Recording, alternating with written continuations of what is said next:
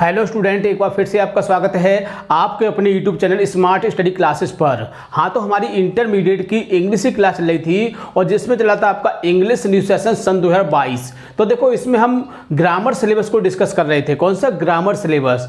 तो grammar syllabus बहुत ही अच्छा सिलेबस है और इसको समझना बहुत ही ज़रूरी है, क्योंकि जब तक हम इसको नहीं समझेंगे हम किसी भी चीज़ को ठीक प्रकार से नहीं समझ सकते हैं। मान लीजिए कोई भी बुक है आपकी, चाहे प्रोज हो या पोइट्री हो या सप्लीमेंट, कोई बुक है, उसको हम तब तक नहीं समझ सकते हैं जब तक हमारा ग्रामर का जो बेस है वो ठीक प्रकार से नहीं होगा। इसलिए ग्रामर को समझना बहुत ही ज़रूरी है और जब तक हम ग्रामर को नहीं समझेंगे एग्जाम में एक अच्छा स्कोर नहीं कर सकते हैं। तो इस समय जो टॉपिक चल रहा है बहुत ही अच्छा टॉपिक चल रहा है, सिंथेसिस। बहुत ही अच्छा टॉपिक है और आपके एग्जाम में 2 नंबर का आता है, इसीलिए इसको समझना बहुत ही ज़रूरी है, क्योंकि जब तक आप इसको नहीं समझोगे आप एग्जाम में एक अच्छा स्कोर नहीं कर सकते हैं। तो इस समय जो टॉपिक चल रहा है वो चल रहा है आपका सिंपल सेंटेंस। क्या है? Simple sentence. वैसे तो देखो, आपके एग्जाम में जो सिंथेसिस होते हैं वो 3 पार्ट में होते हैं, सिंपल, कंपाउंड, कॉम्प्लेक्स। लेकिन पहले इस समय जो टॉपिक चल रहा है पहला वो चल रहा है सिंपल सेंटेंस।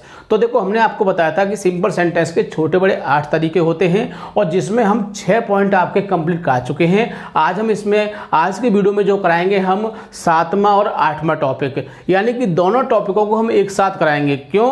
क्योंकि इसमें ज़्यादा रूल नहीं है, कहा जाए तो इसमें दोनों में एक एक रूल है, इसीलिए हम इसको दोनों को एक साथ डिस्कस करेंगे। बड़े ध्यान से समझना है। और देखो, हम आपको बता देते हैं कि एडजेक्टिव का भी कभी कभी वाक्य आ जाता है और कंजक्शन का भी आ जाता है। तो कंजक्शन का केवल इसमें एक ही रूल है और सिंपल करने के लिए जो कंजक्शन का यूज किया जाता है वो केवल एंड का किया जाता है। किसका? एंड का। यानी एंड वर्ड ऐसा है जिसके द्वारा सिंपल बनता है। नहीं तो बहुत सारे जितने भी आपके कंजक्शन होते हैं, किसी से कंपाउंड बनता है, किसी से कॉम्प्लेक्स बनता है। लेकिन आपको याद रखना है कि सिंपल के लिए अगर हम यूज करते हैं कंजक्शन तो वो केवल एंड होता है। ठीक है? तो इस बात को बड़ी अच्छी तरह से आपको ध्यान रखना है। तो जो विद्यार्थी चैनल पर नए हैं वो चैनल को सब्सक्राइब कर लें, बेल आइकन प्रेस कर लें, ताकि आगे आने वाली वीडियो का नोटिफिकेशन आपको आसानी से प्राप्त हो सके। ठीक है? तो ज़्यादा समय ना वेस्ट करते हुए चलते हैं अपने टॉपिक की ओर। क्लास 12th इंग्लिश, यानी कि 12th क्लास की इंग्लिश की क्लास चल रही थी और जिसमें चल रहा था आपका इंग्लिश न्यू सेशन सन 2022। क्या चल रहा था? इंग्लिश न्यू सेशन सन 2022। और इसमें हम ग्रामर सिलेबस को डिस्कस कर रहे थे। देखो, अभी हमने आपको बताया था कि ग्रामर सिलेबस जो है बहुत ही अच्छा सिलेबस है और इसको समझना बहुत ही ज़रूरी है, क्योंकि जब तक हम इसको नहीं समझेंगे एग्जाम में एक अच्छा स्कोर नहीं कर सकते हैं। क्योंकि आपको पता है कि ग्रामर जो है एग्जाम में यानी कि 50 मार्क्स का आता है, यानी कि 50 नंबर का आता है और इसको समझना बहुत ही ज़रूरी है। और बाकी जो चीज़ें हैं वो भी इसी पर डिपेंड होती हैं। यदि आपने ग्रामर को ठीक से नहीं समझा तो बाकी जो चीज़ें हैं, जो भी टेक्स्ट बुक हैं, वो भी आपकी समझ में ठीक प्रकार से नहीं आएंगे। इसलिए आपको इसको समझना बहुत ही ज़रूरी है। और आज का वीडियो आपके लिए बहुत ही महत्वपूर्ण होने वाला है, क्योंकि कहा जाए कि सिंपल सेंटेंस का ये लास्ट वीडियो है। इसके बाद आपके सिंपल सेंटेंस हैं वो समाप्त हो जाएंगे और इसके बाद फिर हम इसकी एक्सरसाइज कराएंगे ताकि आप इसे ध्यान से समझ सकें। ठीक है? क्योंकि जब तक एक्सरसाइज नहीं होगी आपकी समझ में अच्छी तरह से टॉपिक नहीं आएगा। तो बहुत इस तरह से आपको समझना है और जो टॉपिक डिस्कस करना है। इस समय जो टॉपिक चल रहा है आपका तीसरा टॉपिक चल रहा है सिंथेसिस ऑफ द सेंटेंस, यानी वाक्यों का संश्लेषण। तो बहुत ही अच्छा टॉपिक है और आज की वीडियो में डिस्कस करेंगे आपका, यानी कि एडजेक्टिव द्वारा सिंपल बनाना और कंजक्शन द्वारा सिंपल बनाना, कि किस तरह से हम एडजेक्टिव द्वारा और आपके कंजक्शन द्वारा सिंपल बना सकते हैं। बहुत ही आसानी से आप इसको समझोगे। तो रूल नंबर फर्स्ट इसका देख लेते हैं। तो सबसे पहला है आपका एडजेक्टिव द्वारा सिंपल बनाना। तो कह सकते हैं कि इस प्रकार के प्रश्न में भी 2 अलग अलग वाक्य दिए होते हैं जिनको सिंपल करने के लिए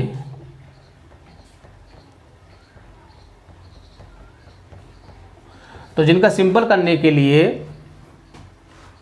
पहले वाक्य को जैसे का तैसा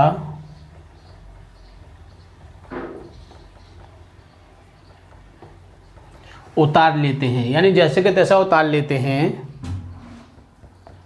तथा दूसरे वाक्य में से एडजेक्टिव या इसको हम ऑब्जेक्ट भी कह सकते हैं, ठीक है, को लेकर आवश्यकता अनुसार सब्जेक्ट या ऑब्जेक्ट के आगे लगाने पर सिंपल बन जाता है। तो बात समझ गए होंगे किस तरह से, यानी कि इसमें जो पहला वाक्य होता है उसको तो हम जैसे कि तैसा उतार लेंगे और दूसरे वाक्य में से हम किसको लेंगे, एडजेक्टिव को लेंगे, या ऐसा कह सकते हैं कि ऑब्जेक्ट को लेंगे, ठीक है। तो उसमें से जब उसको लेंगे तो हो सकता है कि जो हमने एडजेक्टिव लिया है उसको ज़रूरत हमारे सब्जेक्ट को हो सकती है या फिर ऑब्जेक्ट को हो सकती है। तो जिसको ज़रूरत हो उसके आगे उसे लगा देंगे और सिंपल आपका बन जाएगा। तो एग्जाम्पल के माध्यम से इसको देख लेते हैं ताकि अच्छी तरह समझ में आ सके। तो I meet a man, he was blind. तो देखो वाक्य लिखा हुआ है, हमको क्या करना है, इसका सिंपल करना है, ठीक है। और हमने क्या बताया था कि पहले वाक्य को जैसा का तैसा उतार लेते हैं और दूसरे वाक्य में क्या है, ब्लाइंड। अब ब्लाइंड के लिए हम देखते हैं कि ब्लाइंड की ज़रूरत है इसमें सब्जेक्ट को है या फिर ऑब्जेक्ट को है। तो ब्लाइंड में क्या होता है, अंधा होता है। अब अंधा के लिए यहाँ पर तो कोई जगह है नहीं क्योंकि आई हमारा सब्जेक्ट है और आई के साथ कोई भी कहा जाए कि एडजेक्टिव नहीं आ सकता है। आई तो स्वयं में एक सब्जेक्ट होता है, प्रोनाउन होता है, और प्रोनाउन से पहले कभी भी एडजेक्टिव नहीं आता, बहुत ही कम मात्रा में आता है, लेकिन नाउन से पहले आ जाता है, ठीक है। तो नाउन क्या है, मैन। तो कहा जाए तो ऑब्जेक्ट को इस ब्लाइंड की ज़रूरत है। तो बनाएंगे इसको आई मीट ए, अब इसको ले लेंगे ब्लाइंड मैन। तो I meet a blind man, बहुत ही आसानी से एक और एग्जांपल देख लेते हैं। A man came to my door, यानी कि एक आदमी मेरे दरवाजे पर आया। दूसरा वाक्य देख लेते हैं, ही वाज पुअर, वह गरीब था। अब देखो इसकी देखिए ज़रूरत किसको है, अब ये पुअर शब्द किसकी ज़रूरत है, डोर को या फिर मैन को। अगर देखा जाए तो डोर कभी गरीब नहीं हो सकता है, दरवाज़ा निर्जीव चीज़ है, क्या गरीब होगा, हाँ मैन हो सकता है। तो बना देंगे इसका सिंपल। तो a poor man came to my door. बताओ कोई दिक्कत, बहुत ही आसानी से आप इसको कर सकते हैं सिंपल, और एग्ज़ाम में अक्सर आ जाता है और विद्यार्थी नहीं बना पाते हैं क्योंकि इसका कोई रूल कोई नियम नहीं है। लेकिन हम आपको इसका रूल भी लिखवाते हैं, नियम भी लिखवाते हैं, ताकि आप उस नियम और उस रूल के माध्यम से वाक्य को आसानी से समझ सकें और जोड़ के उसका सिंपल कर सकें। तो देखो सिंपल करने के लिए आपके सिंपल के भी हम रूल लिखाएंगे, इसके बाद आपका कंपाउंड आएगा, कंपाउंड के भी रूल लिखाएंगे, कॉम्प्लेक्स आएगा उसके भी लिखाएंगे, और इसके बाद जो नया टॉपिक आपका सिंटैक्स शुरू होगा उसके भी रूल लिखाएंगे। यानी कि कोई भी टॉपिक ऐसा नहीं है जिसको हम बिना रूल के लिखवाएं, क्योंकि रूल के माध्यम से क्या होता है कि उस टॉपिक को हम बहुत ही अच्छी तरह समझ सकते हैं और समझ में आ जाएगा तो हम उसको कर भी सकते हैं, ठीक है। तो बहुत ही अच्छी तरह से इसको समझना है। आगे देख लेते हैं, दूसरा रूल देख लेते हैं, इसका रूल नंबर 2, यानी कि ये हमारा रूल किसका था, एडजेक्टिव द्वारा सिंपल बनाने का। तो सिंपल बनाने का यानी कि हम एडजेक्टिव को लेते हैं और उसके आगे लगा देते हैं। अगर सब्जेक्ट को ज़रूरत है तो सब्जेक्ट के आगे, और ऑब्जेक्ट को ज़रूरत है तो ऑब्जेक्ट के आगे लगा देते हैं, ठीक है। इस तरह से बन जाता है। आगे रूल नंबर दूसरा देख लेते हैं। तो रूल नंबर को यहाँ दूसरा यहाँ डिस्कस कर देते हैं हम रूल। तो रूल नंबर 2 है हमारा किसका, कंजक्शन द्वारा। तो देखो हम कह सकते हैं कि इस प्रकार के प्रश्न में भी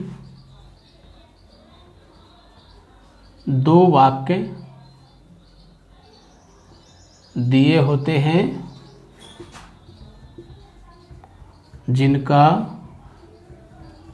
सिंपल करने के लिए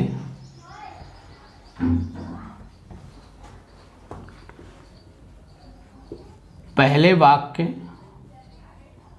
को तो जैसे का तैसा उतार लेते हैं तथा दूसरे वाक्य का ऑब्जेक्ट लेकर एंड के द्वारा पहले वाक्य जोड़ने पर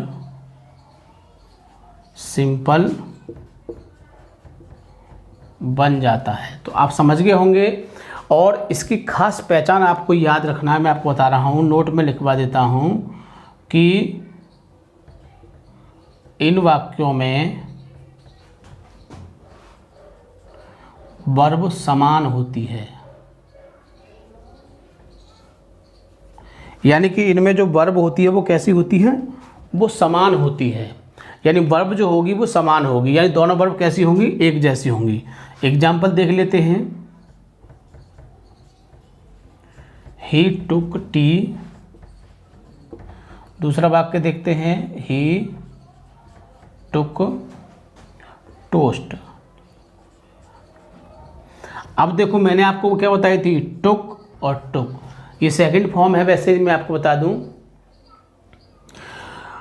और हमारी वर्ब कैसी है, बिल्कुल सेम वर्ब है, और हमने यही बताया था कि यही इसकी पहचान है। अगर सेम वर्ब दी है तो क्या करेंगे, हम उसको कंजक्शन द्वारा सिंपल बनाएंगे।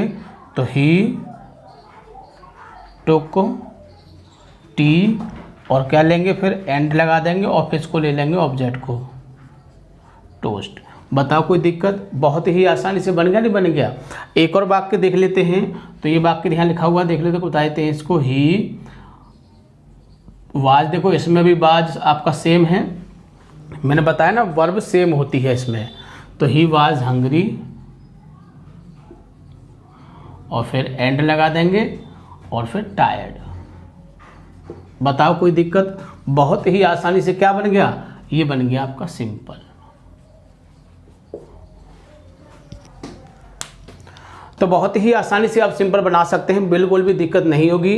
तो इस तरह से आपके जो सिंपल हैं वो समाप्त हो चुके हैं, और मैंने आपको बताया था कि छोटे बड़े 8 तरीके होते हैं। अब 8 तरीके आपके कंप्लीट हो चुके हैं, क्योंकि आज की वीडियो में हमने दोनों को एक साथ डिस्कस कर दिया है। क्योंकि छोटे छोटे टॉपिक थे, इसलिए हमने सोचा कि एक ही वीडियो में इनको बना देते हैं, ताकि समझ में भी आपको अच्छी तरह से आ जाएंगे।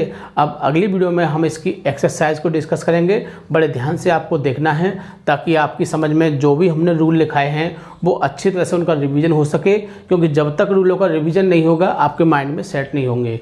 क्योंकि इन रूलों को सेट करने के लिए माइंड में आप वीडियो को ज़्यादा से ज़्यादा देखा करो। बार बार देखोगे तो आपके माइंड में ऐसे बैठ जाएंगे जैसे कि मेरे माइंड में बैठे हुए हैं। हमें कुछ भी याद नहीं करना पड़ता है, सब कुछ ऐसे ही नॉर्मली है, क्योंकि हम इसको बार बार बहुत पढ़ा है, तो हमारे माइंड में सेट हो चुके हैं। सेम कंडीशन आपके माइंड में बैठ जाएंगे यदि आप भी रूलों को बार बार बनाओगे, वाक्यों को बार बार प्रयोग करोगे, वीडियो को बार बार देखोगे।